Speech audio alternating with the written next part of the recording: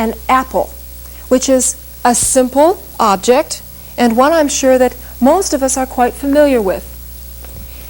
If you're ready, let's begin. Take a good look at this apple. Look at it until you feel that you are quite familiar with it.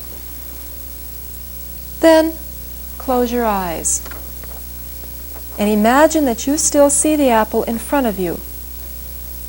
See the apple in your mind's eye and scan the image, looking over it just as you did when you were looking at the apple with your eyes open. As you look at the image, notice the shape of the apple. Look at the shadings of color. Are there any irregularities? Look at the tilt of the apple and the angle of the stem. You may open your eyes. Now, this brings us to another problem. When we begin experiencing success with creating images, we sometimes find that we can't control them. While we can get the image in our minds to look the way it does in the outer world, we can't always seem to transform it into the something else that we're looking for. This seems particularly true when we're dealing with serious illnesses or deep-seated personal anxieties or problems about others. After all, when I'm very unhappy with myself or others, it's very hard for me to see myself or that other person as being well and healthy. As a matter of fact, it's quite often these current bad ideas and rotten feelings about ourselves and others that prevent us from creating and controlling positive images. Whenever we try to visualize something positive, we end up with this feeling inside that somehow we're just lying to ourselves. We know it isn't true. We know it isn't real. And, as I'm sure both you and I have experienced, when we don't believe in our visualization, it never gets off the ground. Now, there are 3 techniques which are very useful in dealing with this kind of problem. First of all, before we can begin creating images to improve our lives, we need to get in touch with the current negative ones which consciously or unconsciously have created our current situation. Whenever we look at these negative feelings, we find, being Rosicrucians and being human, that we naturally tend to want to avoid them. We're uncomfortable with admitting negative images into our minds, with giving images life before we're certain they're correct, because we know thoughts are things, and we're hesitant to give energy to anything other than a positive image or a positive goal. Yet, fratres and sorors, visualization is a learning experience as well as a tool of creation. We can and do communicate with our inner selves. It is perfectly acceptable for us to tell our inner selves, okay, now I'm just going to try on these ideas and feelings and experiences to determine by experience what is wrong and how to right it.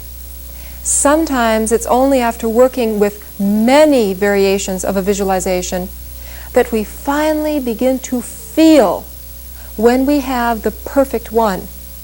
Then, at that point, we can tell our inner selves, okay, inner self, now it's time for us to begin serious visualizing. As a matter of fact, it's quite often a very good idea to examine our visualizations for what has been called the twinge effect, for the sense that something isn't right, or for the difficulty in controlling a positive image. When negative feelings arise, and they will, it's important not to reject them. Pain, anger, anxiety, disbelief, and irritation can be tools to allow us to discover what is wrong. When we accept them and take a look for what's causing them, we find that they may point to the very reason for the difficulty with the positive images. We may find that they indicate that there are other aspects of our lives we need to work with first. Or we may find that they are just the reemergence of our old habitual no to happiness.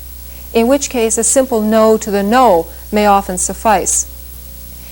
But when we have enough courage to explore and experience these negative images and feelings, we will find that we can dispel them.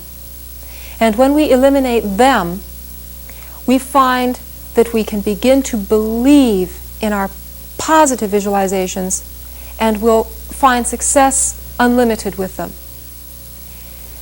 Now, another technique for dealing with this kind of problem is to simply ask the inner self what to do.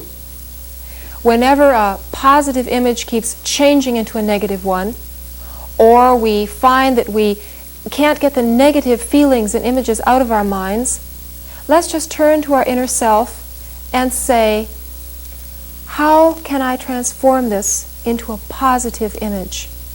Show me how this can become a happy experience. Then, just let it happen. Let the images change and flow as the inner self directs them. Rather than our forcing an image or telling the inner self what we want, let's just let the inner self show us what is best. We don't need to act or choose, but just simply watch the images as they change and transform in our minds.